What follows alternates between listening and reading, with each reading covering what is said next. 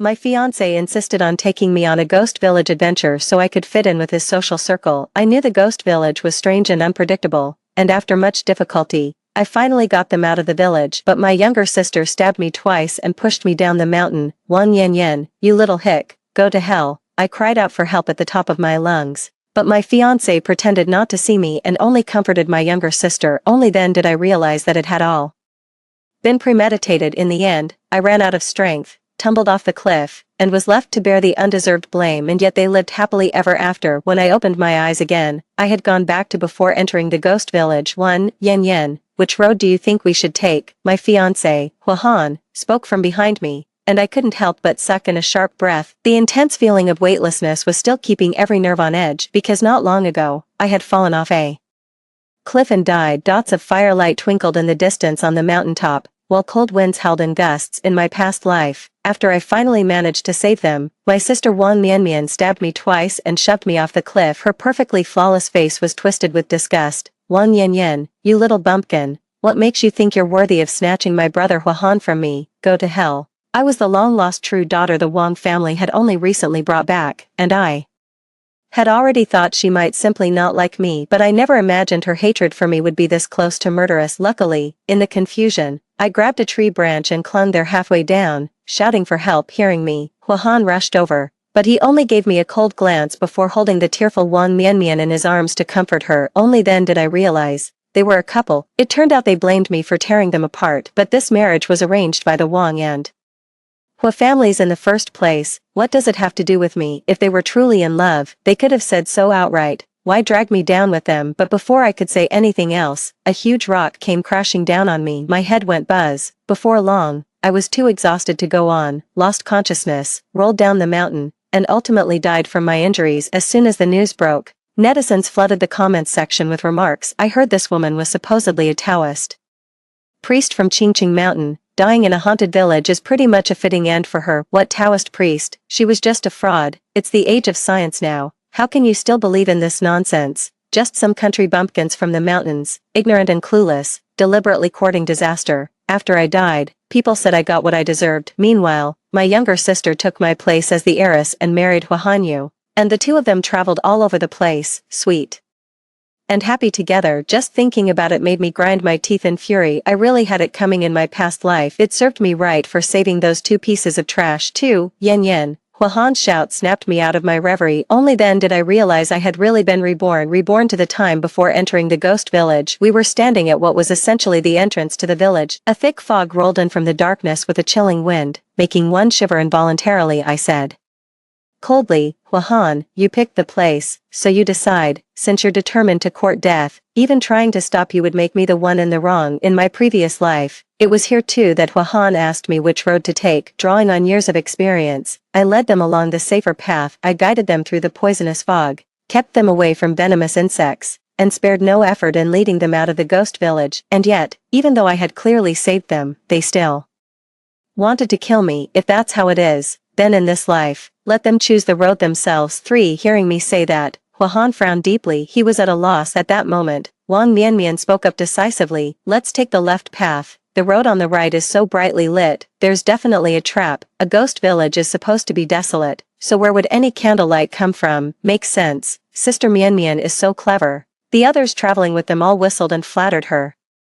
These people were all thrill seekers who had gone on adventures with Huahan before, and they were also the circle of friends he talked about. At that, Huahan also looked up, his gaze at Wang Mianmian growing noticeably brighter. Little did they know, the glow of that candlelight was actually coming from fireflies. The presence of normal living creatures meant that path was relatively safer, but I couldn't be bothered to remind him, and just said indifferently, I'm afraid of the dark, so I'm not going. Cut it out. Huahan's expression darkened as he snapped, Yen Yen, I specially arranged this event for you. You think you can just say you're not going and that's that? Thanks, but I can't afford to play along with the stuff you set up. Goodbye. I let out a cold laugh, slung my canvas bag over my back, and turned to leave. Wang Yan Yan, what do you mean? Wang Mianmian spread her arms and blocked my way, demanding an answer. Brother Huahan knew you used to be a Taoist priest in Qingqing Mountain, so he wanted to bring you here and give you a chance to show what you can do. We're hoping you can fit into our circle as soon as possible, so don't be ungrateful after being shown some kindness. I let out a cold laugh and shot back,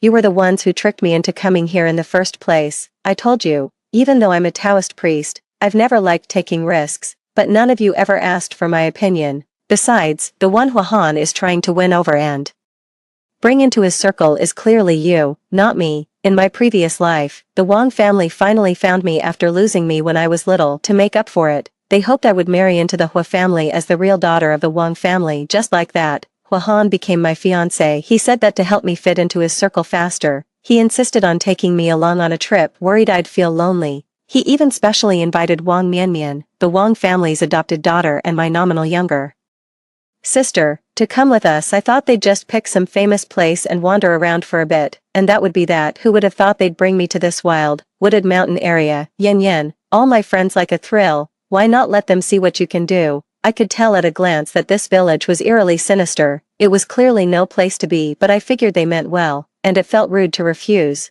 So I went along with them. Little did I know that my unwillingness to refuse and my good-natured help would end up becoming my own death sentence.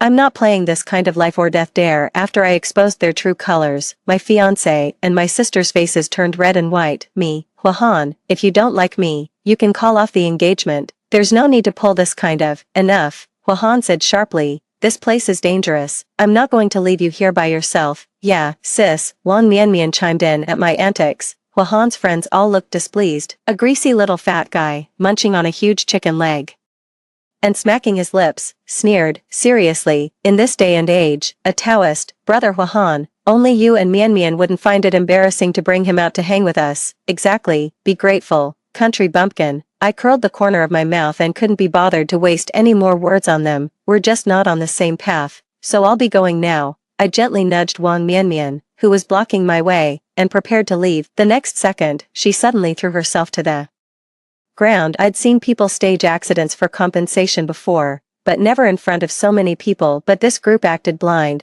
all glaring at me with hostility. Huahan lunged forward, snatching my bag away and pulling out a Swiss Army knife, pointing it straight at me. His eyes were dark and cold. Wang Yan, you've gone too far. Now I'm giving you two choices as well. Walk away on your own, or have someone carry you out. The standoff dragged on, everyone wearing fierce expressions, looking like they wanted nothing more than to tear me apart. I finally understood that this trip had been destined to be my journey into mortal danger. Whether I went or not, whether I could leave Ghost Village alive or not, they had already planned to take my life. At that moment, Wang Mianmian stood up and tugged at Huahan's arm. Brother Hua, my sister's timid. Please don't scare her. A sweet, innocent-looking face, saying such considerate words, but the malice in her eyes was downright blatant.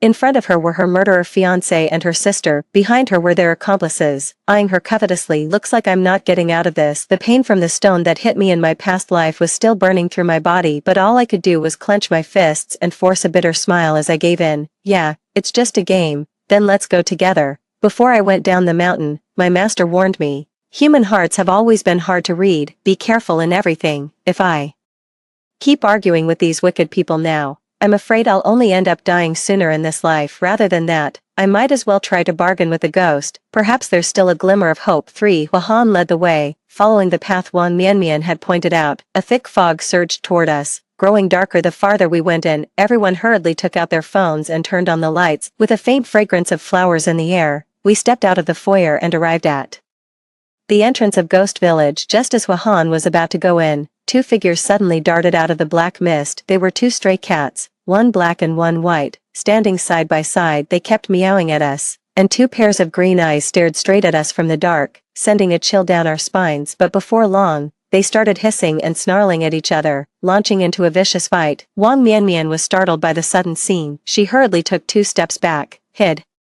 behind Huahan, clutched his clothes tightly, and timidly peeked out half her head in curiosity. Don't be afraid, they're just 2 cats fighting. Huahan patted her forehead gently, his tone indulgent. Move aside. The chubby kid at the back of the line shoved me aside and squeezed forward. Eagerly, he rushed up and kicked the little cat twice before flashing a smug grin. I've cleared the way, let's move out. But they had no idea that when cats and dogs block the road, there's always a reason. This old saying proved there was bound to be danger ahead on this road. In my past life, Wang Mianmian also insisted on taking this back route. I tried to talk them out of it, but they mocked me for being old-fashioned and even called me pretentious. It wasn't until I gave them a really fierce scare that they grudgingly followed me onto the main road, but even though I did everything I could to save them, I still ended up dead in the end. Thinking of that, I promptly shut my mouth, for after entering the ghost village, we didn't see any old, low houses. What greeted us was a thick, sturdy old pagoda tree. The pagoda tree was very tall, with a thick trunk. It would take 4 or 5 adults joining hands to fully encircle it. At the end of the dark path stood a tall, thick wall, covered in thorns. Clearly, the only way to get to the other side was to climb over it using the tree. Hua-Han glanced up at the old locust tree and ordered, "Take a break, everyone, we'll climb the tree into the village." In a bit, while there was a lull, I got my tattered cloth bag back. Hua-Han still didn't seem at ease, so he told a guy with glasses to keep watch at the entrance to the village. Before long, they started climbing the tree, helping one another up one after another. In the end, only 2 were left. "Stop petting the cat, you bumpkin," a guy with glasses came over and suddenly gave me, while I was treating the kitten's wounds, a hard kick. Seeing that, Wang Mianmian on the tree burst out laughing. I kept a faint expression, simply got up and dusted myself off, then casually put the white cat into the cloth sack. The man with glasses stared me down, half leading and half forcing me under the tree. He made me climb up step by step, as if afraid I'd slip away the moment he let his guard down. On second thought, though Hua-Han may not be much of a player, he does have a highly capable teammate under him. I reached out, hoping Wang Mianmian, who was standing above, would lend a hand. One little pull from her, and I could have gotten up there, but she deliberately touched my hand instead, staring at me with a strange look in her eyes as she said coquettishly, "Sister, looks like the meals at your dojo are pretty good. What's this supposed to mean? Are you trying to call me fat indirectly?" Among our group, besides me and Wang Mianmian, everyone else is male. After she said that, they sized me up from head to toe, and their restless gazes made me deeply uncomfortable. I said in a cold voice, "Yeah. Not bad, well-balanced diet." As he spoke, he casually flexed his biceps and, using the force of a few tree branches, climbed up with ease. At that moment, Wang Mianmian's face had turned green. People who live in the city may not really understand kids like us from the mountains. During those years I lived at the martial arts school, I did plenty of chores like carrying water, chopping firewood, climbing trees, and raiding bird nests. Isn't climbing this tree just like walking up a hill once everyone has made it to the other side? Gather up. Suddenly, clusters of eerie green flames flared up one after another. 5. Wow, will-o'-the-wisps. Wang Mianmian clutched Wang Hanyu's sleeve tightly, hopping around excitedly and squealing with delight. Then the 2 of them hugged tightly, pulled out their phones, and started taking selfies. Hua-Han's hand gazed at Wang Mianmian with overwhelming tenderness, looking like he wanted nothing more than to immediately and forcefully fuse her into his body. It was disgusting. Just looking at it made me feel sick. It was only after dying once that I finally understood. It turned out that everything I had gone through had been planned all along. My fiance had fallen for an orphan from the welfare home, but he didn't dare go against the Hua family's wishes. So in my previous life, he and his childhood sweetheart from the orphanage teamed up to deliberately lure my young self into the hands of human traffickers. Then they sweet-talked my heartbroken parents into adopting that sweet, pitiful orphan girl who'd grown up with me, Wang Mianmian. All I had to do was wait until I came of age, go through with the marriage alliance, and marry the princess I had longed for in my heart. Who would have thought? The Wang family never stopped searching for their child, and at last, their persistence paid off. They found me. To make up for what I'd been missing all these years, they decided to hold a family recognition banquet for me and announce that I was their heiress. After scheming for years, the duck they were about to have in hand flew away just like that. How could the 2 of them possibly be willing? So they sweet-talked me into coming to this cursed village, all so they could set me up and kill me. How vile can you get? At the thought of that, I couldn't help but say, "Hua-Han, if you don't want to call off the engagement, I can convince my parents to let Wang Mianmian marry into your family. After all, nonsense." Hua-Han immediately let go of Wang Mianmian, frowned, and shot me a vicious glare. "This marriage alliance is not just a matter between you and me. It also concerns the business cooperation between our 2 families." He clenched his fists tightly, his eyes filled with malice. So, he also wanted the Wang family's fortune. That greed was like ghostly fire in the night, burning on and on through the mist. The mist was also thinning at a visible pace. We kept moving forward. The traces of modernity gradually faded into the old-world atmosphere, and the ghost village's eerie aura grew even stronger. Then, a faint peach blossom fragrance wafted out, refreshing and soothing. Suddenly, the bespectacled man leading the way shouted excitedly, "Whoa, it's a painted clay figurine. Now that's exciting." Hearing that, everyone quickened their pace even more. The moment they stepped into the center of the ghost village, the last traces of mist dispersed at once, revealing everything clearly before their eyes. Pink petals began drifting down through the air, one lantern after another hung under the eaves lit up on its own. The soft red glow of candlelight gradually illuminated the dim old street. The once bleak ghost village suddenly lit up. Wow, that's amazing. Wang Mianmian clapped excitedly, her eyes shining as she looked at Huan. Brother Huan, take a look at the path I chose. Isn't it pretty, my little Mianmian? I've always had excellent taste. Huan pinched her cheek affectionately. It was downright creepy, but I have to admit, her taste really was good, so good, it was deadly. In my previous life, I chose the safer, well-lit road, and never made it here. Leaning in toward the candlelight, I began to take a careful look around at the steaming Baozi shop. A male clay figurine dressed in a green hanfu was busily pounding dough on a low table with a hammer. In the bookstore across the way, a male clay figurine in a blue hanfu kept flipping through ancient books. Next door at the tailor's shop, a female cloth doll in a pink dress was also there, scissors in hand.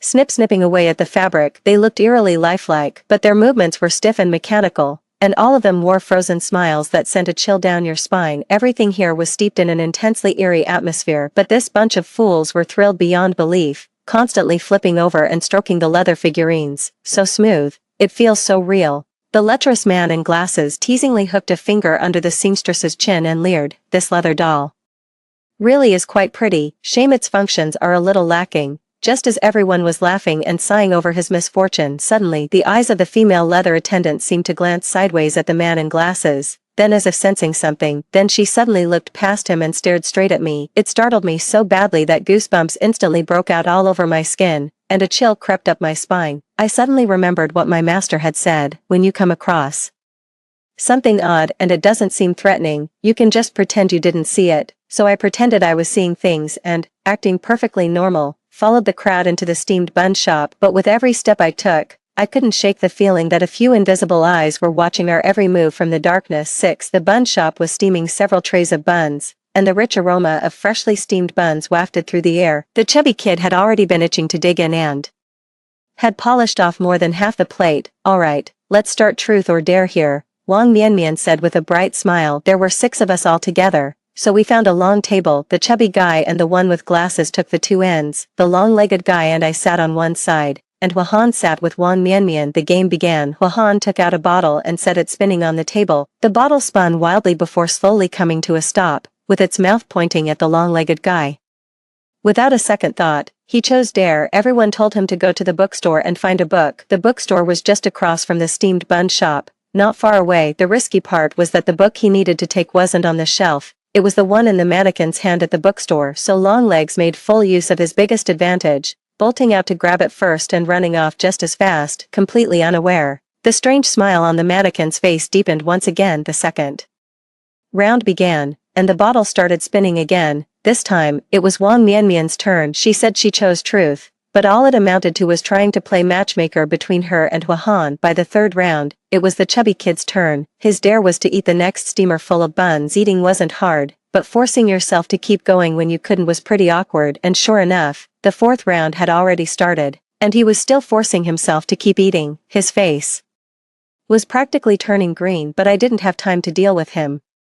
Because it was my turn now. I'm afraid of the dark, so I picked truth too, but someone wasn't too happy about that. Yen, you're a Taoist for goodness sake, you look pretty tough, so now that you're here, you ought to show us what you can do. Don't copy Mian and act all girly. Pick truth or dare. Huan toyed with a Swiss Army knife, his expression dark and brooding. It sounded like a suggestion, but it was really a threat. But he seemed to forget that the girl he was talking about was the same age as me, a little on the plump side, and even sturdier than I was. Wanting to fit into our circle isn't that easy, country bumpkin. The chubby kid was spitting all over the place. I'll start you off with something easy. With that, he licked the steamed bun he couldn't finish and handed it to me. It was downright nauseating. I glanced at Huan, but his face gave nothing away. He had no intention of stopping it. Just like in my previous life, he stood on the cliff, watching coldly as I fell. Wang Mianmian covered her face and let out a disdainful scoff, but the smile at the corners of her mouth was downright smug. They're really such bullies. I was just clenching my fist, about to flip the table, when the white cat in the cloth bag suddenly sprang out,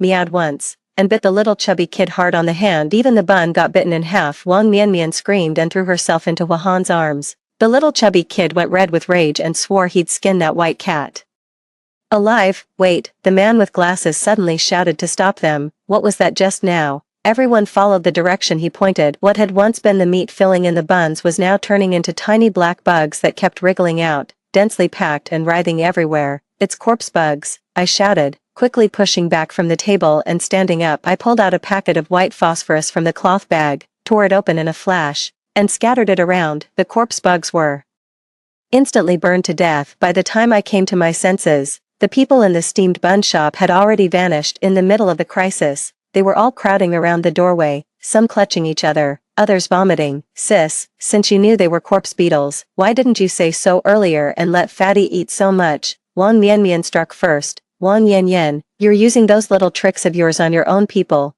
Hua Han challenged me, his voice icy. The chubby guy's face twisted into a ferocious scowl. If the tall guy hadn't held him back, he looked ready to come at me and tear me apart on the spot. I folded my arms and let out a cold laugh. You're giving me too much credit, I just don't have X-ray vision, they huffed, then left me behind and staggered on ahead in 2s and 3s, supporting one another. They didn't believe me. It's like they refused to believe there are no ghosts in Ghost Village. The reason Ghost Village came to be known as Ghost Village in the first place, it isn't just because it's tucked away in the mountains, uninhabited and ominously eerie. More importantly, this place is bizarre and unpredictable, no longer fit for human life. But to be honest, I don't know whether there are ghosts in Ghost Village, but I do know that in this world, people are more terrifying than ghosts. 7. The main group kept moving forward, and I silently followed behind them. Before long, they arrived at an old ancestral hall to rest and regroup. The ancestral hall wasn't large, roughly only about 80 square meters. Outside was a small courtyard with a few dead trees in it. Oddly enough, there wasn't a single fallen leaf on the ground. It looked quite clean, as if someone had specially swept it beforehand. There was only a faint hint of a musty, moldy stench in the air, enough to make anyone feel uncomfortable. Everyone found a place to sit down and rest. Hua Han took out the guide he had prepared earlier, his expression sharp as he began setting the stage for a terrifying atmosphere. Online reports say that no one has ever made it out of this ghost village alive. Everyone, be careful, what's there to fear? We're all veterans here, as long as certain people don't resort to dirty tricks. As soon as he finished speaking, they all turned to me with dark, unreadable looks. I ignored them and just took out the insect repellent and sprayed it on myself. But suddenly, Hua Han stepped forward and snatched the insect repellent right out of my hand. Wang Yan, the smell of you is already enough to drive those bugs away. Why are you still spraying more? Mian has such delicate, tender skin. Do you even know how to be considerate of your younger sister? Wang Mian let out a scoff, then crossed her long, slender, fair legs and let Hua Han spray her with mosquito repellent. Watching him act like such a bootlicker, I felt ashamed for the Hua family. Forget it. It has nothing to do with me anyway. I might as well find a corner to stay in and keep out of sight. But just then, Wang Mian deliberately stretched out her leg and blocked my way. She said in a sarcastic tone, Brother Hua Han, don't say that about my sister. After all, she spent over 10 years at the mountain temple, and the smell on her body isn't something she can just get rid of whenever she wants. After saying that, she took out a bottle of perfume from her bag and handed it to me. Sis, this is a designer perfume. Hurry up and spray some on, unless you want to scare every man away. The ancestral hall erupted in laughter. I said nothing, just stared at her without blinking. After a while, I said to her in a dead serious tone, Sis, your teeth are really yellow. Wang Mian instantly covered her mouth and stamped her foot in fury. You're the one who's filthy. You're filthy through and through. I shrugged and went off to the side to close my eyes and rest. While they weren't paying attention, I smeared on the cat blood I'd collected earlier when petting the cat. As the saying goes, cats block the road to the underworld, dogs ward off evil. There's no dog blood on hand, so I'll have to make do with cat blood. Oddly enough, those people didn't use knives when they attacked, yet these two cats were covered in wounds. But the wounds weren't serious, and they weren't fatal. The amount of blood I could collect was limited, so I had planned to mix it with mosquito repellent and use it together. What a pity. For now, all they could do was smear the stuff around their necks and ankles, to keep whatever the hell was down there from crawling up. A few minutes later, they used their phone flashlights to carve out a patch of light, and everyone sat down together in a circle. They spread the map on the ground and started gesturing over it, whispering to one another as if discussing something. They deliberately kept their voices very low, not wanting me to hear. Soon, Hua Han stood up, brushed the dust off his pants, and said, I'll go check the way ahead. You wait here for me.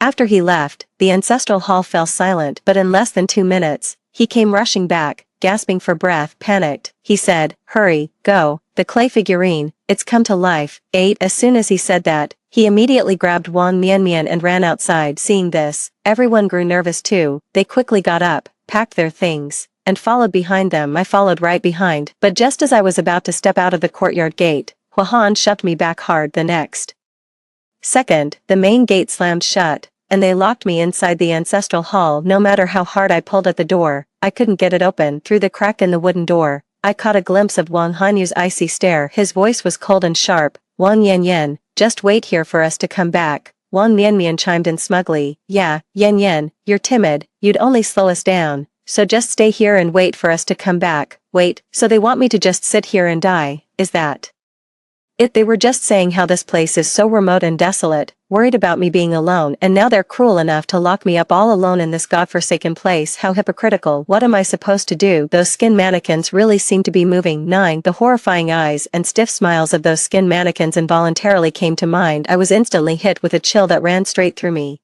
and I frantically yanked at the wooden door, shouting in rage, "Let me out, now!" But Wang Mianmian panicked and staggered back 2 steps. Covering her eyes, she pretended to wipe away tears that weren't even there, sobbing pitifully, "Big sis is so scary, I'm terrified." What an act. Would someone brave enough to come to Ghost Village for an adventure be scared out of their wits by a little noise like mine? And yet Huahan believed it. He whipped out the dagger again and suddenly lunged at me. Thud. The dagger was driven hard into the wooden door. I instinctively dodged backward, lost my balance, and stumbled to the ground in a sorry state. The people outside burst into laughter. "If you scare Mianmian again, I'll gouge your eyes out," Huahan warned sharply. The eye peering through the crack in the door was bloodshot, filled with malice. He gave a wicked smile, then turned and left with the others, cruelly abandoning me in the dark ancestral hall. 9. The wind whispered like a ghost, and the tree shadows in the yard stretched out clawed hands, reaching for me. I crouched low, curling up tight against the wooden door. I watched their laughing, joking figures grow farther and farther away, until the dim light slowly faded out. Darkness had completely swallowed me up. I fumbled through my bag for my phone, my trembling hands frantically pressing the buttons, but the screen stayed black. Dead battery. What terrible luck. I shut my eyes with a hurt, aggrieved look. Even though I'd been a Taoist priest at Qingqing Mountain for over 10 years, I was honestly a scaredy cat in the past. Whenever there was any mission, I was always the one my senior brothers and sisters protected the most. Now that they're gone, what am I supposed to do? Suddenly, a faint, shuffling sound of footsteps came from not far away. I slowly looked up, only to find myself staring straight into the female clay servant's terrifying bulging eyes. Several other clay servants were following close behind her. A whole procession of them was marching toward me in a grand, eerie line, moving in perfect unison, arms and legs alike. I panicked and quickly pulled out a talisman, shouting, "Back off, back off, back off. If you've got a grievance, go after the one who caused it. I didn't do anything to offend you, so why are you coming after me?" But they paid me no mind, their faces locked in stiff, eerie smiles. The talisman didn't work. I was so scared I was on the verge of tears, and in desperation I crumpled the talisman into a ball. Yet deep down, I was filled with nothing but resentment and unwillingness. Was I really going to die again? No way. I'm a dignified Taoist priest. If I were to die at the hands of a ghost, I'd be a laughingstock for the rest of my life. Besides, in this life, I have to survive. Even if I'm not making steamed buns, I still have to stand my ground. I'm going all in. If I die, I'll just start over from scratch. I want to see for myself which is more terrifying,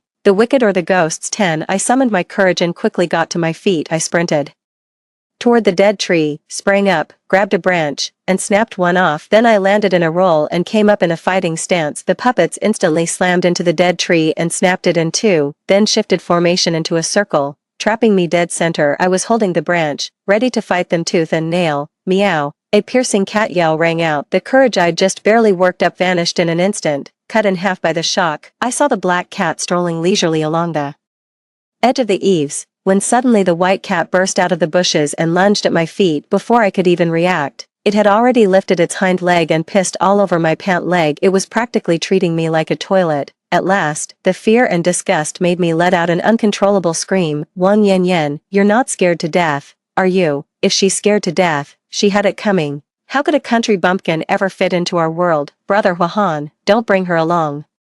Next time, who knows if there'll even be a next time. Should we go collect her body? The muffled voices of Wang Mianmian and the others with Huahan drifted over from beyond the stone wall, looking at the two pairs of flashing emerald eyes ahead. I quickly steadied my emotions. His lips curled up involuntarily. Collect the bodies. I'm afraid they'll be disappointed. 11 Come to think of it, no one knows what these two cats were fed growing up. Their urine seemed to have some peculiar kind of power. The nearby clay figurines somehow vanished all of a sudden, and I felt like I'd been hung with a smelly good luck charm. I never expected that the small act of kindness I showed them earlier, when I bandaged them up, would end up saving my life. It really does seem that one should do good. Good deeds bring good rewards. Still, this ghost village is truly eerie. It can even mutate the most spiritually attuned cat into developing self-awareness. At the behest of the two cats, I climbed onto the roof of the ancestral hall. I lay comfortably on the roof tiles, gazing into the distance. The thick fog not far away was slowly gathering into a mass, and it looked like the weather was about to change. 12 Strange. We've already walked through here 3 times. Why does every street look exactly the same? A ghost wall. Come on. Science says it's just our visual bias and the similarity of the surroundings that throw off our sense of direction. It's been a long time since we ran into something this exciting. They chatted excitedly. Han looked at Wang Mianmian with deep affection and said softly, Mianmian, since we're here,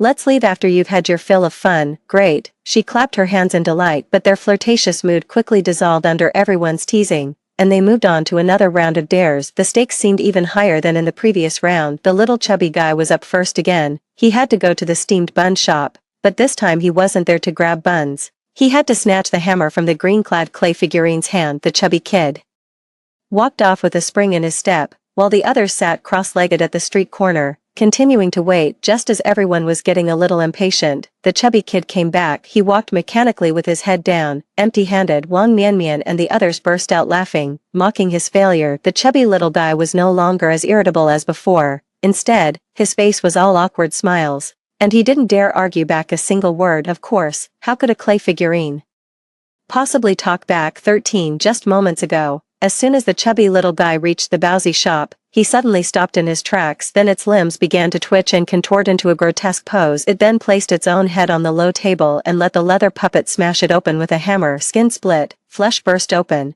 and brain matter splattered everywhere. The scene was horrifyingly bloody, terrifying beyond words. It looked excruciatingly painful, but the chubby kid didn't so much as make a sound. Looking closely, you could even see plenty of corpse beetles writhing in the brain matter, greedily sucking on the mush of his brains. Eating too much of the same thing is never really a good idea. Then, in the next second, the bookstore leather puppet and the female seamstress flashed into view behind the chubby kid. His expression was sinister and terrifying. The skin mannequin from the bookstore pinned the chubby little boy firmly to the ground. The female skin mannequin pulled out a pair of scissors from behind her and, starting at the nape of his neck, brutally cut the skin off the chubby little boy. You have to admit, a tailor is a tailor. Absolutely top-notch craftsmanship. A whole sheet of skin was intact. Then it was neatly pulled over another human-shaped wooden figure and quickly stitched up. In an instant, the fat-skinned puppet came to life, mechanically moving its limbs and rejoining the group. With the sky growing dark, the few people who were busy having fun failed to notice anything unusual at all. The next one to go was the man with glasses. To suit his taste, they deliberately arranged for him to go to the female leather maid at the tailor's shop and cut off a piece of silk with the scissors in her hand. Before setting off, he even licked his lips with a greasy look. In less than 5 minutes, he had successfully completed the task and returned alive. Yet I still clearly heard Wang Mianmian scream, "Ah, a ghost, no, it's a skin puppet, run." Yes, while the glasses-wearing man was cutting the fabric, the female leather puppet had already used her sharp nails to brutally slit open the skin on his back. Then, before anyone noticed, she merged with him. By the time he returned to the group, he was carrying the female tailor puppet on his back. The only thing was, the leather puppet was as light as a feather and incredibly skilled. Throughout the entire process, the glasses-wearing man showed no reaction at all. Only then, seeing everyone panic, did he turned his head curiously. The female paper servant was no pushover either. She went straight in for a face-to-face kill. The spectacled man, his face contorted, was slowly swallowed into the paper servant's body. By the time he was spit back out,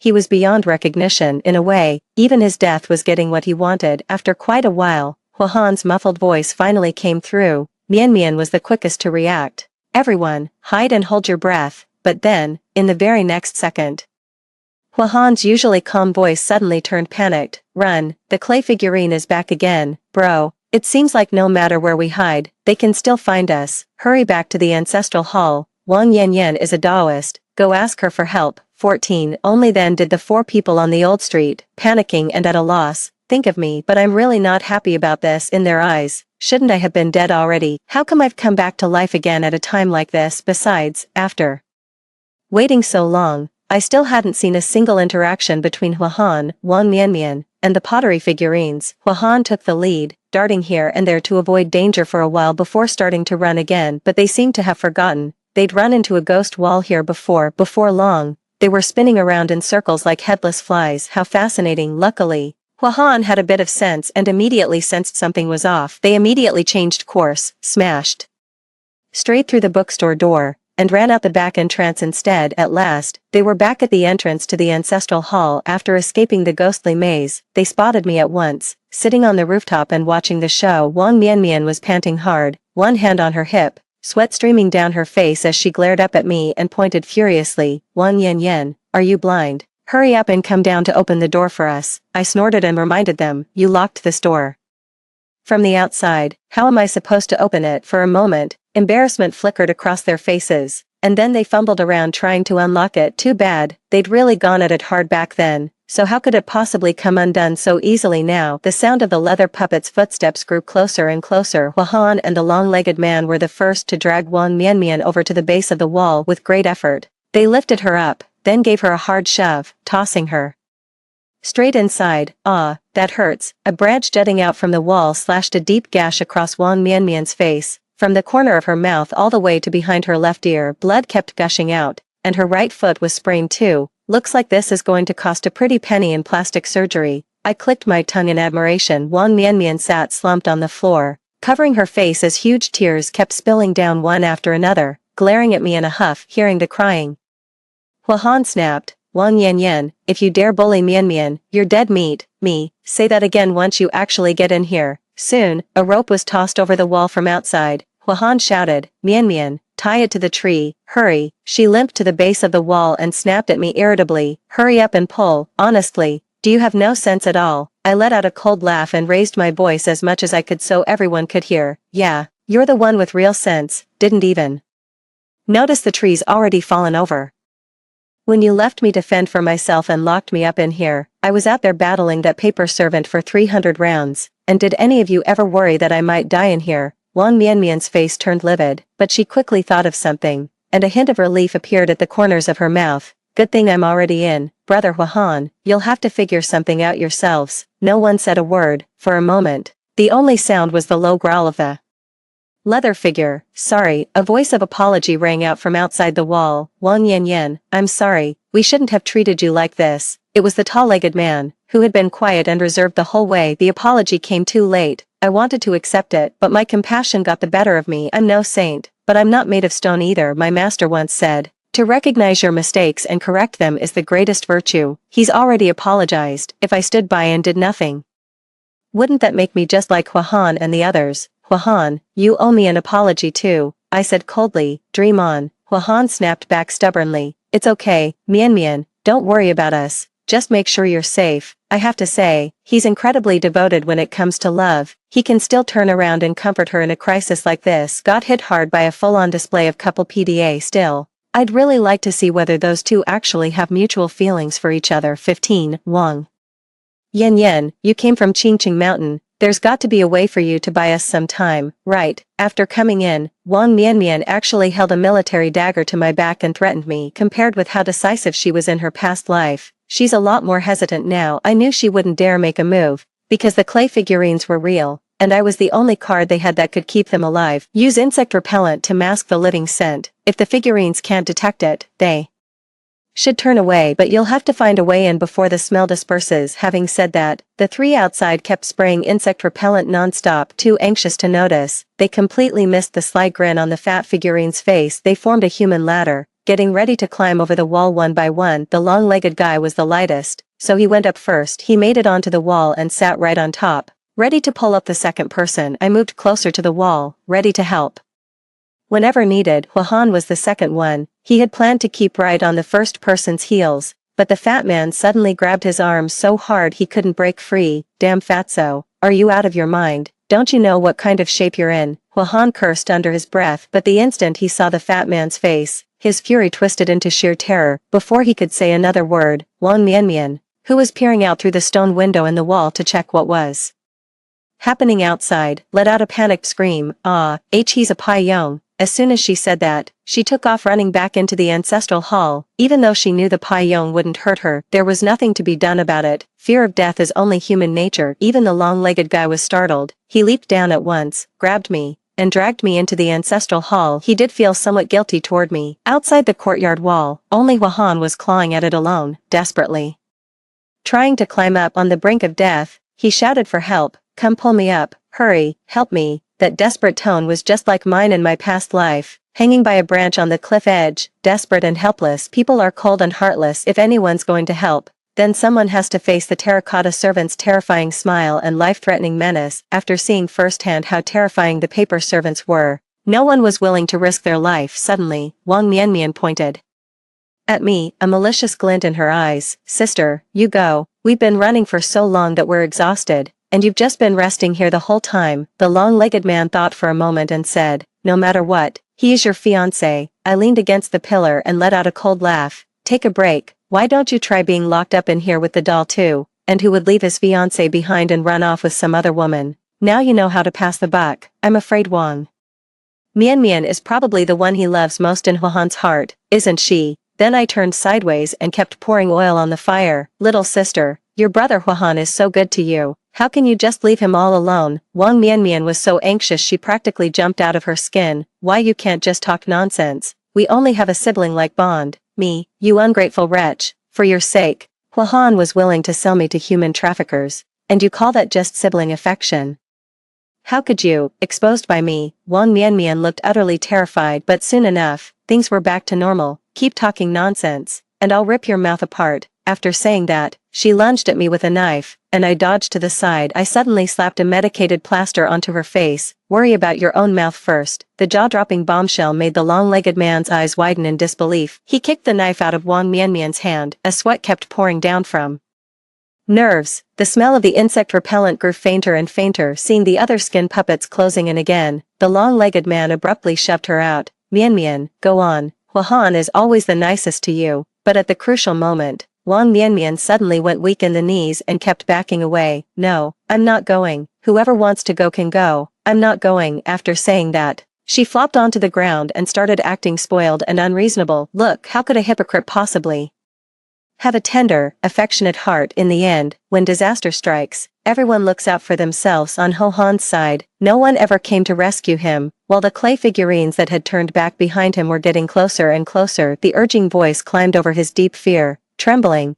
can't you hurry up and save me? Perhaps when faced with life and death, people can unleash energy they never knew they had. As he spoke, both hands were already straining to grip the top edge of the wall. Seeing this, the long-legged man immediately stepped forward, took a short run up, and used his height advantage to vault over the wall. I hauled on him with all my might, but the chubby clay figure below was clinging tightly to Huahan's leg, and the long-legged man was about to be dragged down too. I grabbed Wang Mianmian, who had collapsed limply to the ground, and dragged her back into the courtyard with me. The long-legged man was in charge of holding on to Wang Hanyu's hand from above.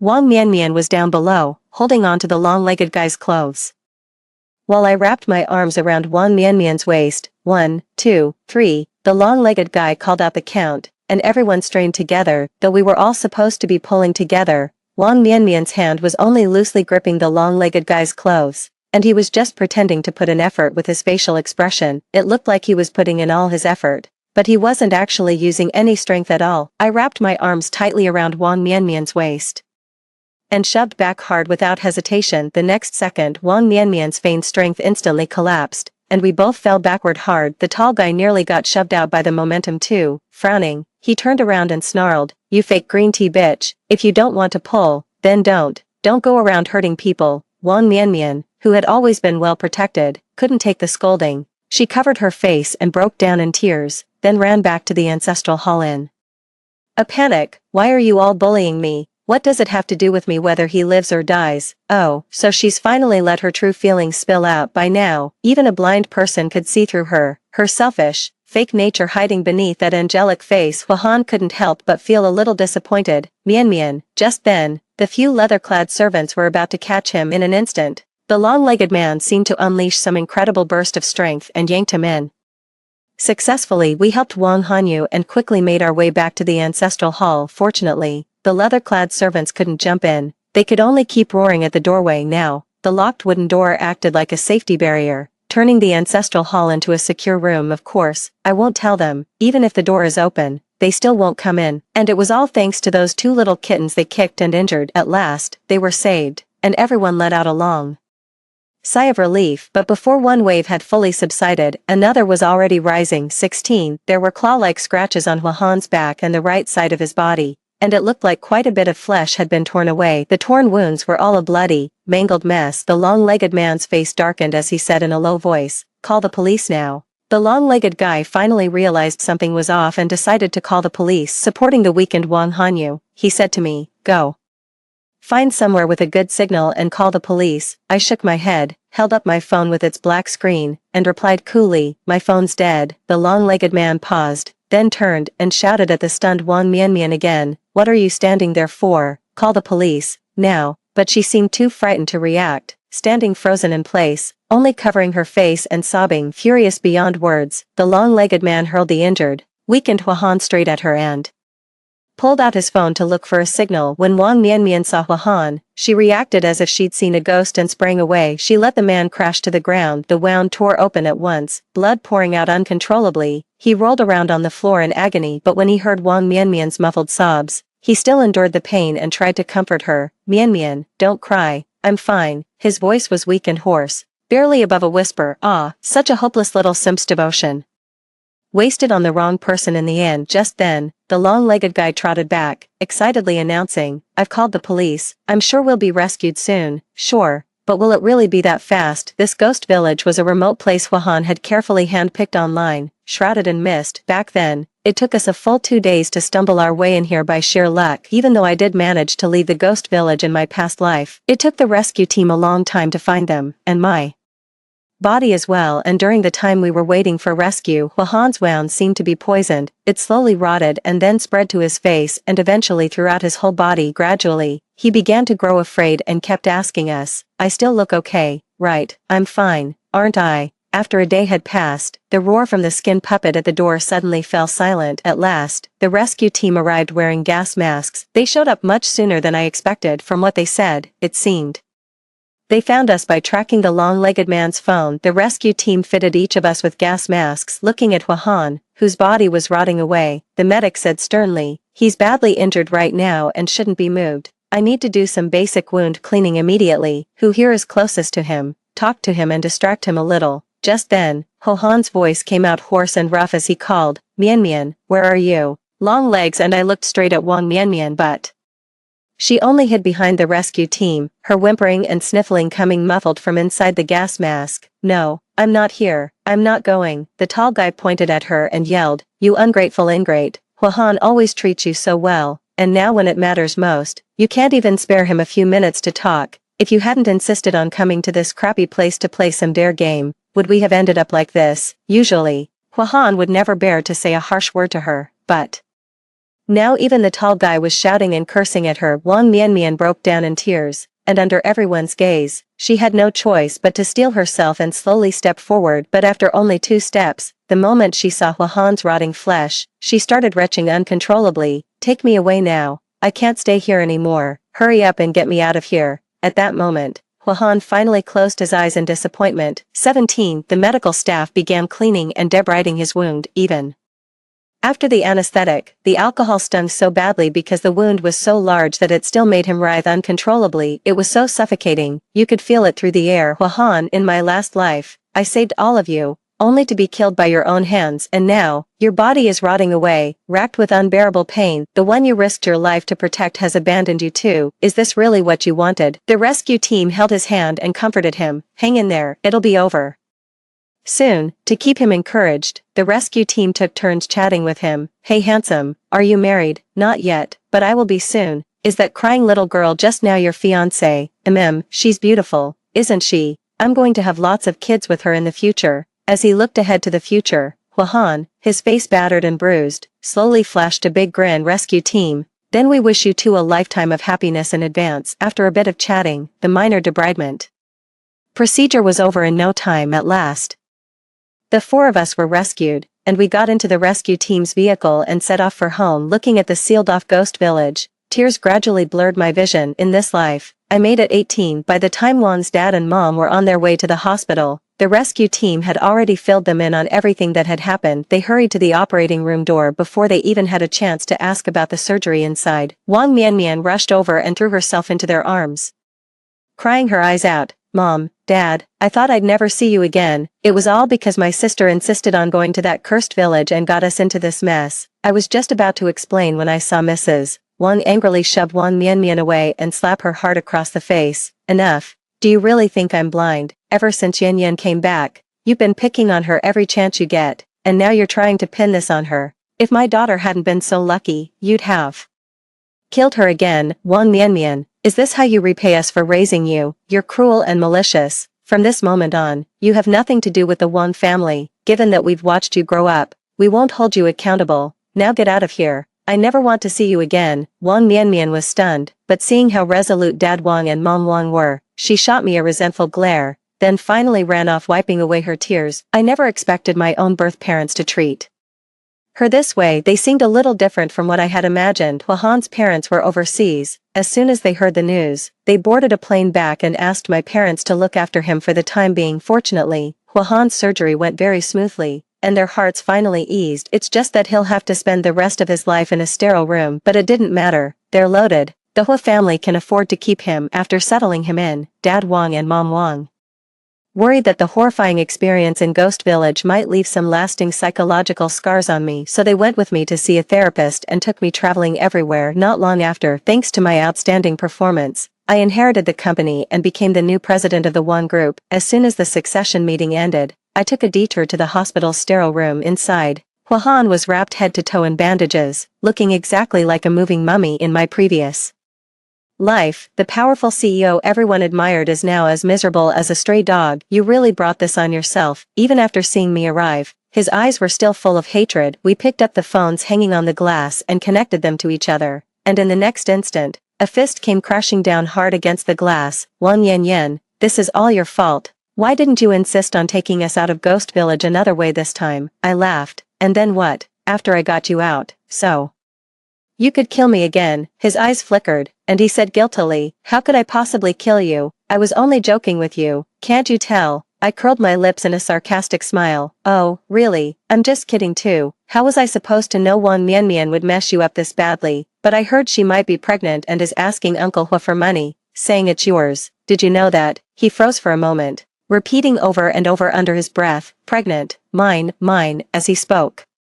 He suddenly burst into laughter, and the dead look in his eyes was instantly lit with a glimmer of light. But Uncle Hua looked into it, and that child was someone else's. The light went out. Wang Yan, I'm going to kill you. His eyes were bloodshot as he pounded furiously on the glass, fist after fist, as if he were determined to smash it to pieces and take my life. Kill me. Looking at the way he hated me yet couldn't do a thing to me, I let out a cold laugh. Huahan, look at you now, talking big with such shameless confidence. You're pathetic, pitiful, and downright disgusting. With that, I turned and walked away without another word. All that remained was the microphone swaying by the window, left to scream its despair into the void. 19 Of all the luck, that same afternoon, Wang Mianmian came to the sterile room arm in arm with a bald middle-aged man to visit a friend. She leaned against the greasy shoulder of the man, smiling and laughing as if nothing were the matter. Honey, do you know, back then, Ghost Village was terrifying, yet there was some fool who insisted on going there to play a game, and ended up ruining himself, turning into something neither human nor ghost. Funny, isn't it? The volume was just right, drifting through the microphone and straight into Huahan's ears, and, as luck would have it, the nurse was about to go in and change his dressing. The mummy, no longer able to contain his rage, burst out of the sterile room like a madman breaking through one obstacle after another. He suddenly shoved Wang Mianmian to the ground. Is it really that funny? I went with you to that haunted village and played along just to make you happy, and this is how you repay me, by making me look like an idiot. Why is it only me who has to end up neither human nor ghost? Wang Mianmian, I love you so much. Why did you throw me away? Huahan pinned her beneath him and bit into her savagely. The more he had loved her before, the more he hated her now. Someone wanted to step forward to help, but by then, Huahan had completely lost his mind. His eyes were bloodshot, his voice turned into a feral roar of threats, looking just like a zombie from Resident Evil. No one dared to stop him. By the time the police arrived, Wang Mianmian had already had her throat torn open and bled to death from a severed artery. Huahan also died on the operating table in the end because of an infected wound. Just before he died, he was still muttering like a madman, "If I die, I'll definitely get another shot. This time, I'll make every one of you pay." Unfortunately, there aren't that many miracles in this world, and there aren't that many do-overs. 20 When I was little, I was terrified of ghosts, because they looked so hideous and frightening, but now I realize people are even scarier than ghosts. They may look respectable on the outside, but inside, they're impossible to read. The rescue team said the whole ghost village incident was caused by us inhaling too much toxin from the flowers in the mist, which led to hallucinations. The skin on Huahan and the others looked as if it had been torn apart by a leather puppet, but in fact it was caused by some kind of insect corroding their skin. Although there are still many mysteries left unsolved, none of that matters to me anymore. What matters is that I made it out alive. Now I'm sitting on a fortune worth tens of millions, and I wanted to bring my master, senior brother, and senior sisters to the city to live with me, but they said they preferred life in the mountains. Well, there's not much you can do. Everyone has to make their own choices, so I paid to have the mountain road repaired, to repay them for raising me. It also makes it easier for me to come back to the mountains often and catch up with them. I believe I'll be very happy in this life. End of text. Story 2. My childhood sweetheart has a strong desire. Every time we meet, it's like a thunderbolt striking the earth, and he seems to want to devour me alive. I posted a question online, asking if this was normal. Netizens jokingly replied, "Isn't this normal, you lucky girl, you're really having a good time." Later, my mother was eager to urge me to get married. After another passionate encounter, I took the opportunity to suggest taking him to meet my parents. Bian Yan, however, smiled casually. Sway, I have a girlfriend. She's a lady from an aristocratic family. Her grandfather passed away, and she has to observe mourning for 3 years. I can't be intimate with her, so I turned to you." I felt as if I had fallen into an ice cellar and almost thought I had misheard, but Bian Yan's voice didn't stop. His voice carried a hint of laziness and hoarseness after satiation.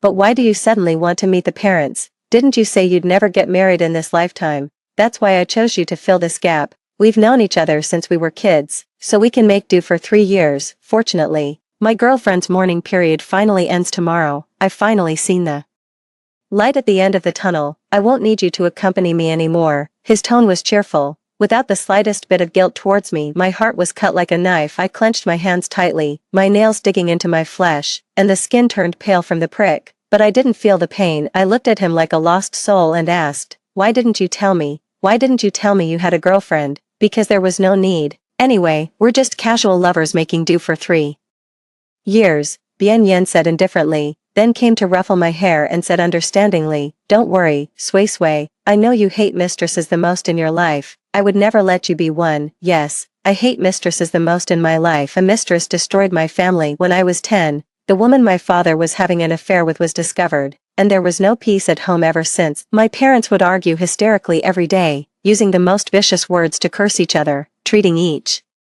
other like abhorrent enemies, wishing they could tear each other to pieces. Whenever I was scared and huddled in the corner, trembling and crying helplessly, it was Bian Yan who appeared to save me. He knew my inner knots better than anyone else. Since the first day we slept together, I reported it to my girlfriend. Without her permission, how could I sleep with another woman casually? I'm very mindful of my male virtue. She knows about your existence. Bian Yan held my cheeks, looking at me intently, his dark eyes filled with only me. Everyone says that a person with amorous eyes looks affectionate even when looking at a dog. That's why I was bewitched by his amorous eyes for a full 3 years. I once mistakenly thought he loved me deeply. After the truth came out, it all seemed like a disgraceful and ugly joke. "So, Sway, you're really not a mistress?" Bian Yan coaxed me in a low voice. His eyes gradually became hot again. His fingers slid from my cheek to my bare shoulder, wandering ambiguously. "One last time, okay, Sway." I suddenly pushed him away forcefully. I stumbled out of bed, hitting my forehead on the bedside table with a loud thud. Sway, are you okay?" Bian Yan quickly got up and wanted to come and hug me. The place where I hit my forehead throbbed with pain. I felt extremely sad in my heart. Covering my forehead, I choked and said, "Don't come near me."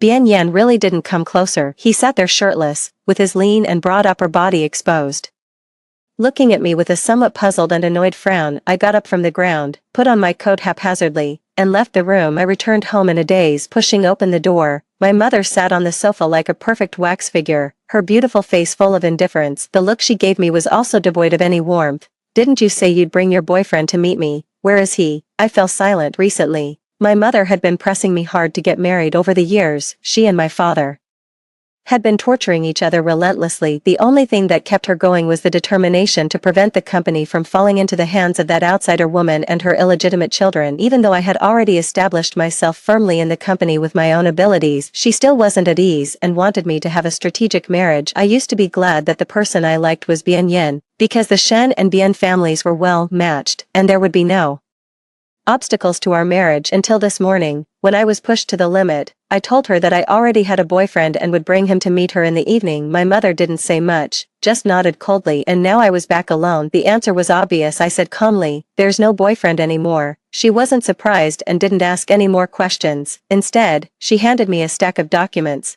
These are all young talents in the circle. Their family backgrounds, characters, and appearances are all top-notch. Choose one who catches your eye. Today's events had exhausted me, and I really didn't have the energy to deal with my mother. I randomly picked out one piece of information and handed it to her. "This one." My mother glanced down. "Okay, I'll make the arrangements." I was dispirited and dragged my heavy body upstairs. A few minutes later, Nanny One knocked on my door with a tube of ointment. "Miss, Madam asked me to apply the medicine for you." Madam also asked me to tell you that there's no hurdle in life that can't be overcome. Cry when you're sad, laugh when you're happy, and don't make things difficult for yourself. In this world, only money and power can truly sustain you, and love is just a fleeting cloud. I looked at my face in the mirror, haggard and pale, with a prominent bump on my forehead, red and swollen. I looked as ridiculous as a clown. The tears I had held back all night finally rolled down. Cry. This is the last time. After crying, I'll let go of everything. The past is like yesterday, which has passed away. The present is like today, a new beginning. In the following days, I blocked Bien Yin and devoted myself wholeheartedly to work. It worked well, and I almost forgot about him until Bien Yin's girlfriend sent me a message, asking to meet me. I didn't want to go at first, but somehow, I felt a bit guilty. People really shouldn't do things with a guilty conscience, even though I was the victim in this relationship, and even though I got involved with Bien Yin without knowing he had a girlfriend for 3 years. I still felt a sense of guilt towards this woman I had never met. The meeting place was in an antique-style garden restaurant. Pushing open the door of the private room, there was a woman sitting inside, wearing a plain cheongsam. Her long, straight black hair was casually tied up with a jade hairpin. Her face was a bit pale, but her delicate beauty was still evident. She smiled at me, as serene and indifferent as a beautiful painting of a woman. "Miss Shen, I'm Cui Xian. Please have a seat." I sat down opposite her in silence. From childhood to adulthood, I had witnessed my mother dealing with mistresses many times. There were moments of restrained tension and also hysterical outbursts, but never had it been as calm as today. Cui Xian stood up, poured me a cup of tea, and gently pushed it in front of me, saying with a beaming smile, "This tea is really good. It leaves a fragrant aftertaste. Miss Shen, give it a try." I mechanically picked it up and took a few sips. Then I put down the cup and looked at Cui Xian, saying, "I'm sorry, Miss Cui, I didn't mean to get involved between you and Bien Yin. When I was with Bien Yin, I thought he was single. I didn't know he had a girlfriend." She smiled faintly. "It's okay, a Yen told me about it long ago. I don't mind." So it seemed that as Bien Yin said, he had gotten Cui Xian's permission to be with me, but this was really disgusting and absurd. I felt like a monkey being played around by the two of them. "You may not mind, but I do. If you had reminded me 3 years ago, I would have kicked him away immediately and never gotten entangled with Bien Yin for 3 years. What on earth was going through your mind to allow your boyfriend to be with another woman? Do you have some kind of cuckold fetish?" Cui Xian looked at me indifferently. "As noble as a lady in a traditional Chinese painting, our Cui family has been an aristocratic family since the Sui and Tang dynasties. It's normal for a young lady to have a few servant girls as part of her dowry. You're just fulfilling the function of a dowry servant girl. What's there to care about? A Yan has strong desires. My grandfather passed away, and I had to observe mourning for 3 years. I couldn't bear to make him endure it, and you happen to be able to help him relieve his desires. Isn't it a win-win situation?" I stared at her in shock. I never thought that in the 21st century, there would still be such remnants of feudal thinking. Cui Xian lowered her eyelashes and sipped her tea. Her voice was gentle and unhurried. "Shen Sui, I've heard a Yen mention you. You two are childhood sweethearts, growing up together. Your family is broken, but the Bien family is warm and happy, so you like to visit the Bien family a lot, and Uncle and Aunt Bien also like you very much. You've had a crush on a Yen since you were a child, and your biggest dream is to marry into the Bien family and become a part of it." I clenched my fists and interrupted her coldly. "Cut the crap.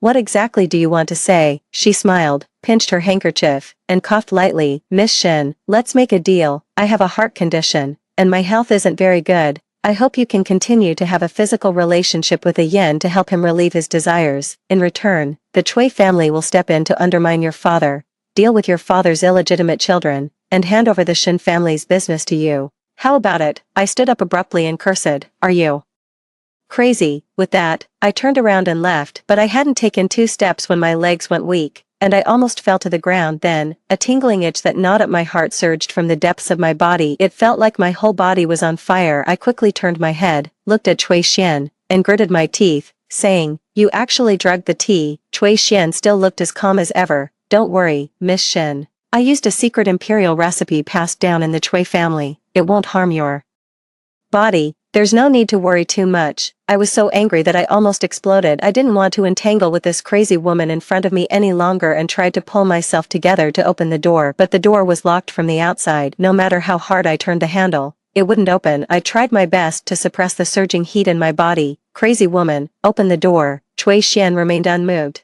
assuming a haughty posture. "How dare you? There aren't many mistresses as magnanimous as me these days. Instead of being grateful, you speak rudely." I was speechless, my hands trembling. I took out my phone from my bag, wanting to call 110. Cui Xian was quick-witted and snatched my phone away. "Don't waste your efforts." She took my phone and calmly dialed a number. It was answered almost instantly. Immediately, a series of angry questions from Bian Yen came through the receiver. "Okay, Shin Sui. You still remember to call me, weren't you so stubborn, didn't you block all my contact information? So what exactly are you throwing a tantrum for? Didn't you enjoy it when we slept together? Wasn't I satisfying enough for you? Can't you stop being so petty? Can't we just part amicably? We can still be childhood sweethearts and friends even if we're not lovers. Why do you have to act so coy and make everyone unhappy?" The drug was starting to take effect. I dug my fingers into the ground desperately to suppress it. I didn't dare to open my mouth at all, afraid that as soon as I spoke, an ambiguous sound would escape. Bian Yen paused for a moment, and his voice softened a bit. "All this fuss of yours is just to force me to give in, isn't it? You want to monopolize me, want me to break up with Shinner, and be with you alone, right? But I'm telling you, Sui, I'm impossible to break up with Shinner. She's a very kind and gentle girl. If you met her, you'd think I'm really lucky."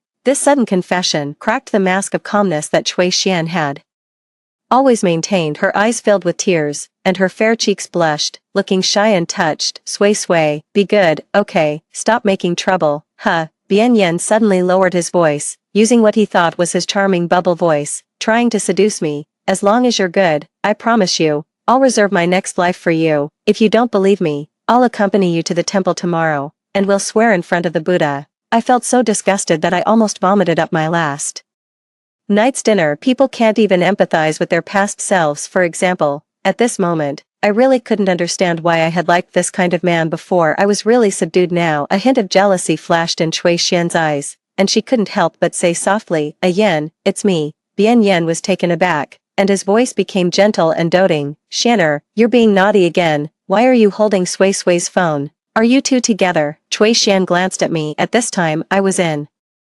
pain, curled up, my body covered in sweat.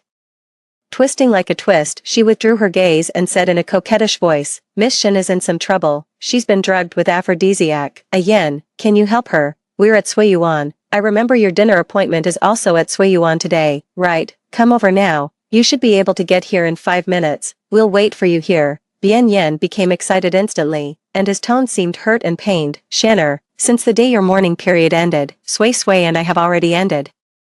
I really love you. You don't need to test me like this." Cui Xian laughed and said coquettishly, "Okay, I know you love me, but I also know that you still care about Miss Shin in your heart. It's okay, as long as you love me, I can overlook everything. Come quickly." A Yen, Miss Shin can hardly hold on anymore. After hanging up the phone, she threw my phone on the dining table. Then she slowly walked over and squatted down beside me, wiping the sweat off my face with a handkerchief. "You're sweating a lot. It must be very uncomfortable, right? Women are duplicitous creatures. You say you want to break things off, but your body may think otherwise." I closed my eyes, trying to gather my strength. Now that the door couldn't be opened and my phone was snatched away, I could only secretly wait for an opportunity. Soon, the sound of footsteps came from the corridor. The door was opened, and Bian Yen rushed in. "Shanner." Seeing me lying on the ground, my face flushed, curled up like a Cooked shrimp. His eyes dimmed slightly. It was that familiar, overly aggressive look filled with desire. Cui Xian tilted her head and smiled charmingly at him. A Yen, you're here.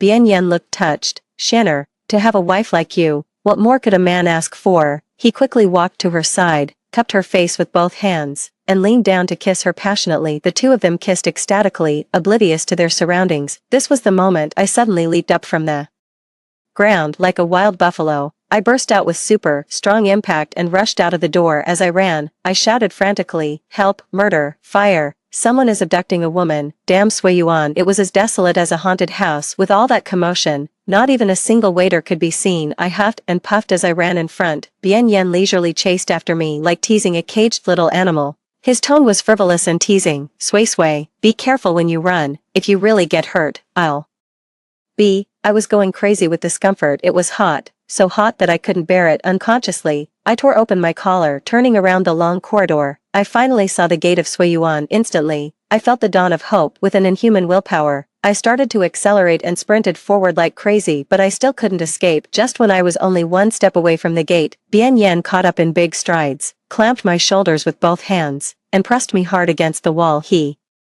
leaned down close to me, his hot breath hitting my face ambiguously. Sui, have you had enough? You're such a tormenting little vixen. There's no antidote to the Cui family's secret imperial aphrodisiac. I'm the only man you have. If you don't let me help you, who else do you want to help you? The smell of male hormones permeated everywhere. I was forced to have red eyes. I kicked him hard, sending him into the artificial lake next to us. Fuck you. What the hell are you barking about? Go feed the fish, you bastard. Bian Yen thrashed around in the lake. Shin Sui, come back here. Damn it, you're my woman. No other wild man is allowed to touch you. I ignored him, quickly pulling open the gate. I stumbled out. There was a Koenigsegg convertible parked at the entrance, and the owner was about to start the car. I took a running start, using the back jump technique and high jump. I landed in the car like a comet hitting the earth. The car owner was stunned. Is this how beautiful girls make their entrances these days? So unique. I looked up at him, gasping for breath from his arms. My eyes met his insanely handsome face. Instantly, a wicked thought came to my mind. The long, suppressed desire swept through my body, and my heart started pounding like it was about to jump out of my chest. I asked politely, hello, sir, can I kiss you? With the last bit of remaining rationality, I waited for his answer. The man twitched the corner of his mouth and squinted his eyes. Do you even know me?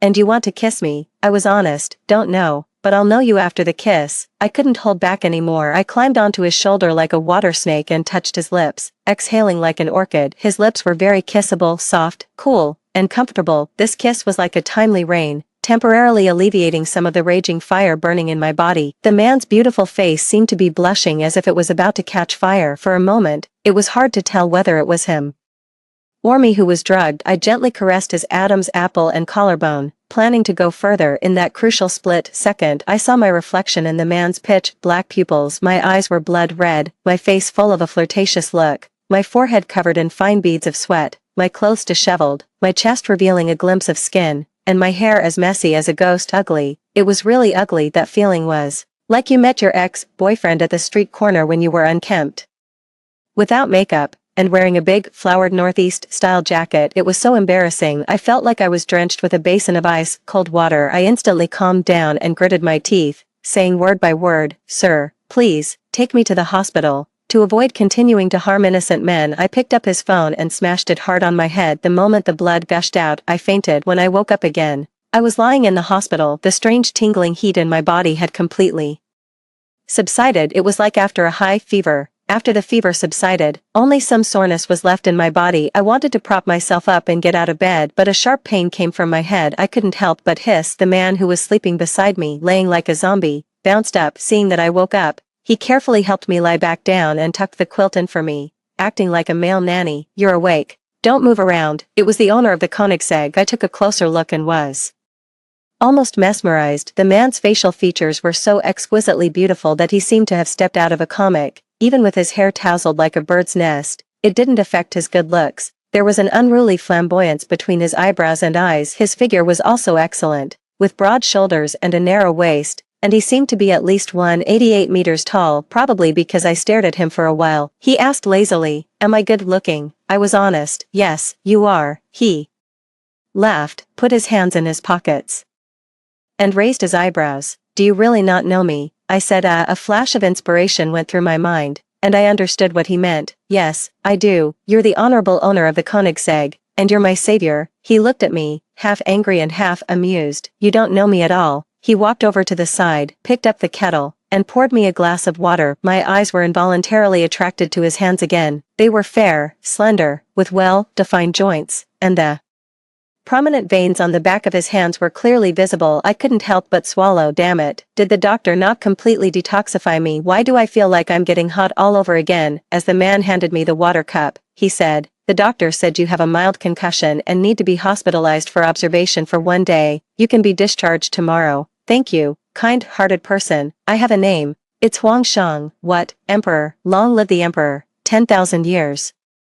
10,000 years. 10,000 years. What an arrogant name. Huang Shang looked at me with a gloomy expression and glanced at me, yellow as in the color of sunset, and Shang is in the law of entropy increase. After saying that, he stared at me intently, as if there was some expectation hidden in his eyes. I forced a couple of laughs. It's really magnificent. A hint of disappointment flashed in his eyes. He stared at me, a bit annoyed. I didn't know what I did to make him angry. I blinked, trying to recall, and suddenly had an epiphany. I'm sorry about before. I kissed you without your consent. His ears turned bright red in an instant. That blush spread from his ears to his neck and then to his face. Finally, his whole head was as red as a juicy tomato. My heart skipped a beat, and I said in surprise, could that be your first kiss? The man didn't say anything. His eyes were pitch black and pure, like a puppy's eyes, looking at me expectantly, as if a bit sad. I'm really sorry.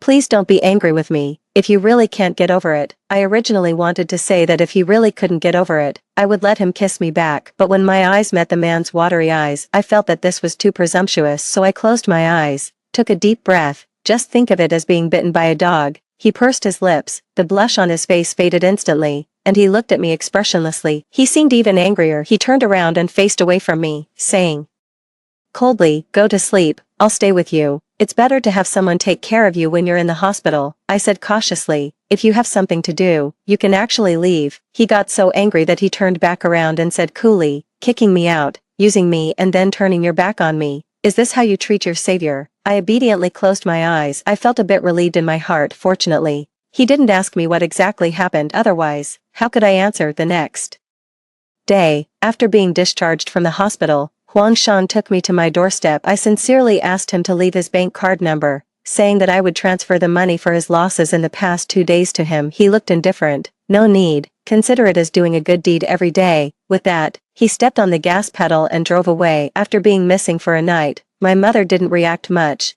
Bian Yan called the house. Did you two quarrel? Don't mention Bian Yan in front of me.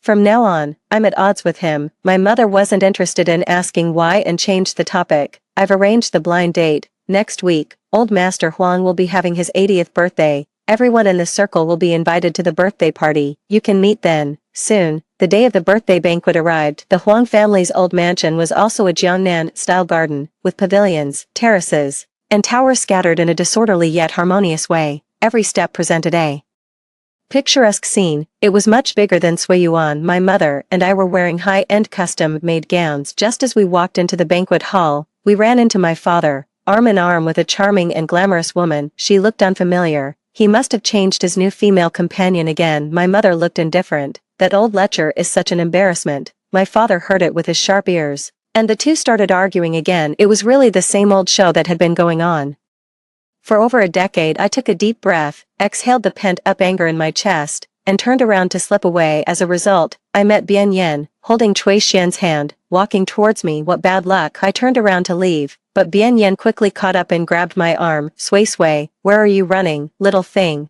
Are you shy when you see me? I really envy you. Your skin is so thick that even a bullet would bounce off. Bian Yan's face darkened. Do you have to be so sarcastic? Don't worry, Shanner and I have already discussed it. Except for the marriage certificate, whatever she has, you won't be lacking either. I struggled desperately. Get lost. Can you stop pestering me? Cui Xian dropped the amiable pretense from that day, raised her chin, and looked arrogant. Shen Sui, you played the role of the chaste and martyr enough. Don't overdo it. Know your limits. According to the rules of our aristocratic families, you're just a lowly concubine, something that can be disposed of at the mistress's will. What are you pretending for here? I was so angry that I was about to go crazy. Suddenly, I was pulled behind someone and shielded. Huang Shang stared at that crazy couple, his voice cold and full of murderous intent. Aristocratic family, very well. Did my ancestor Huang Chao miss your family when he killed the aristocratic families with the genealogy back then? Cui Xian was left speechless, her face turned as colorful as a palette. I couldn't help but laugh out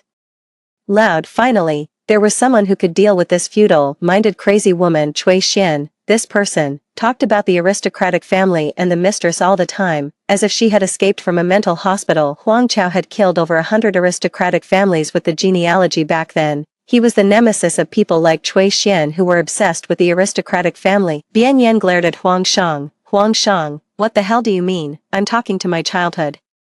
Sweetheart, what does it have to do with you? I could tell back in school that you had ill intentions towards Shen Sui. You still haven't given up, right? You're harassing her again. Do you think I'm dead? A huge question mark flashed through my mind. Back in school, why don't I remember seeing Huang Shang? Huang Shang's voice was indifferent. Even if I have ill intentions, so what? Sui Sui isn't your possession. Bian Yan was furious. You were just a lackey following me back then, a dog daring to covet what belongs to me. Cui Xian tugged at Bian Yan's sleeve. Yan, watch your words. He's the crown prince of the Huang family after all. We can't afford to offend him. Bian Yan calmed down a bit. Huang Shang, I don't want to make things too ugly. Let go of Sui Sui. I have something to talk to her about alone. I spat at him. I have nothing to talk to you about. Huang Shang's tone was lazy. Did you hear that? My fiance said she has nothing to talk to you about. He seemed a bit pleased, but I widened my eyes. When did I become Huang Shang's fiance? Why don't I know about it? But I wasn't stupid enough to expose him. Bian Yan was stunned for a moment, then laughed exaggeratedly. Your fiance? Who are you kidding? If it's true, prove it by kissing on the spot. Huang Shang looked back at me, his eyes lingering on my lips for a moment. I felt my heart start to race again, but he lowered his eyes and looked away, snorting. What are you? Why should I prove it to you? If you don't prove it, it's fake. Huang Shang, you've been a lovesick puppy for half your life. She doesn't even know you. How pitiful. Huang Shang's long eyelashes fluttered slightly, his face turned a bit pale, and he looked as if he was made of glass. With a sense of delicate brokenness, my heart suddenly ached. My body reacted before my mind did. I suddenly hooked my hands around his neck, pulled his head down, and kissed him hard. I murmured softly, I'm sorry, don't be angry. Anyway, we've kissed once before, one more time doesn't matter. Huang Shang's eyes suddenly became dark and intense. There seemed to be huge waves surging in his eyes, a violent storm forming a huge whirlpool, as if it would suck me in. He just stood there, unmoving. I felt a bit awkward and was about to give up, but then he took the initiative, holding the back of my head and approaching. Pressing his lips against mine, he kissed me frantically, rubbing our lips together. His eyes were closed, and his Adam's apple rolled sexily as he led me to dance with him in this passionate embrace. I was like a lone boat, bobbing up and down in the sea of desire he created. Bian Yan flew into a rage instantly. He rushed over, ready to start a fight. Damn it, Huang Shang, how dare you touch my woman? Huang Shang pecked my lips and said hoarsely, be good, we'll kiss again later. My face flushed, and I rubbed my cheeks. Then I saw Huang Shang throw Bian Yan over his shoulder with a speed I couldn't even see clearly, sending him flying several meters away. Bian Yan let out an ouch and lay on the ground, unable to get up for a long time. Cui Xian was heartbroken and rushed over, shouting, Yan, are you okay? Bian Yan was furious and lay on the ground, shouting, do you know how she practiced her kissing skills? I taught her. She slept with me for 3 years. You know, Shen Sui is just a worn-out shoe that I've discarded. You actually treat her like a treasure. Huang Shang's face turned terrifyingly gloomy.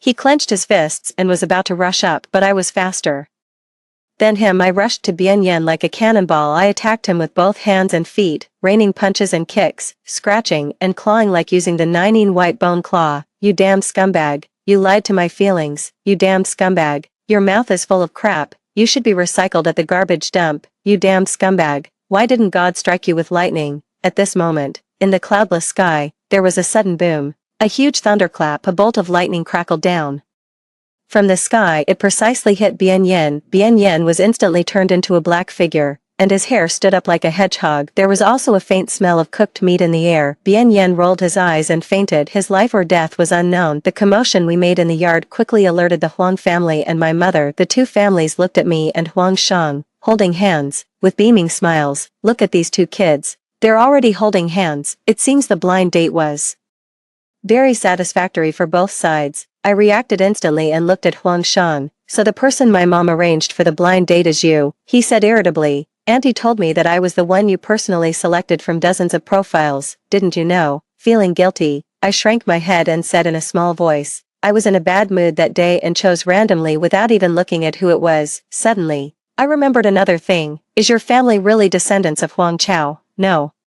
Wonder your name is so overbearing. Do you really believe that?" "You said it so seriously. The descendants of Huang Chao have already changed their surnames." I said oh and nodded. Then I remembered another thing again. What did that scumbag mean by those words? What ill intentions? His face turned red again, and he said a bit coyly, "Nothing. He's a scumbag who was struck by lightning. Can he tell the truth?" I thought about it and found it quite reasonable, so I didn't ask any further. Later, Huang Shang and I started dating naturally. The more I got to know him, the more I felt like I had found a treasure. He was cute, innocent, and easy to please. When I got busy with work, I would be completely absorbed, neglecting everything. He would accompany me to work overtime. He would sit quietly beside me with his laptop, neither making noise nor disturbing me. When I looked up at him in the middle of my busy work, he would look back at me as if he had a telepathic connection. His eyes were clean, looking at you like Bambi, making it hard for anyone to resist. Different from my previous relationship, which was deformed, twisted, and full of desires. This relationship was like a primary school student's game of house. It was pure and innocent, without any R-rated content. There was no physical entanglement, but from each other's eyes, we could feel the strong and boundless love we had for each other. Bian Yan was struck by lightning and became paralyzed on one side of his body. The attending doctor, who was my friend, gave me the exclusive inside story. Not only is he paralyzed, but his private parts don't work either. He's completely turned into a eunuch. Great, turning a womanizer into a eunuch should be more painful than killing him, right? As the saying goes, what goes around comes around. I heard that Cui Xian still stayed by his side, and the two got married quickly. I highly suspect that Cui Xian likes the impotent Bian Yan. Otherwise, why would she go to such lengths to harm me? I didn't think about it for too long. Everything related to them had become a thing of the past. In the past 6 months, I, together with various directors, completely sidelined my father and kicked him out of the decision-making level. I took over the company completely. I immediately sent my father's several illegitimate children to Africa to develop the market. Just as my mother said, only money and power can truly sustain a person, and I found an album in Huang Shang's study. There were many photos of me when I was a child. Only then did I finally remember that I had known him before. Bian Yan was 1 grade higher than me. He was a well-known figure in school since he was a child, always followed by a large group of people. Huang Shang was one of his little followers. He hadn't grown much at that time, looking like a thin and short bean sprout, always silent. The brokenness of my original family made me rely on Bian Yan a lot. When I pestered Bian Yan, he was always impatient after a while and would ask his little followers to accompany me. Memories came flooding back to me. I finally remembered during those saddest days, it was actually Huang Shang who accompanied me. When my parents were arguing and I was crying sadly, he would quietly hand me tissues. When Bian Yan ignored me, he would clumsily comfort me. But at that time, I only had Bian Yan in my eyes and couldn't see anyone else. Unexpectedly, after all these twists and turns, my current lover was an old acquaintance. My tears fell one by one onto the album. Huang Shang hugged my waist from behind and said softly, "You still found out." I turned around and threw myself into his arms, choking. "Why do you like me?" He looked at me tenderly. "Love is just love. There's no reason you liked Bian Yan so much. I was so jealous, but for your happiness, I could only quietly step back." Later, I went to study in the United States, vowing to forget you. But as soon as I returned to China, my parents forced me to go on a blind date. You don't know how happy I was when I found out the blind date partner was you. "But you didn't remember me." His voice was a bit desolate, and I quickly argued in a small voice, "It's not my fault. They say a girl changes a lot as she grows up, but you've changed even more. Look at yourself. Do you look anything like you did when you were a kid?" Huang Shang bent down and kissed my lips, then asked with a smile in his eyes, "Sui Sui, are you satisfied with how I am now?" Then, I grabbed his tie, pushed him onto the bed, straddled his waist and tilted my head, smiling. "I have to try to know." Huang Shang's eyes darkened. He suddenly pulled me down, and with a whirl, I was pinned under him. He stared at me, his eyes astonishingly bright. "Sui Sui, I love you, the end."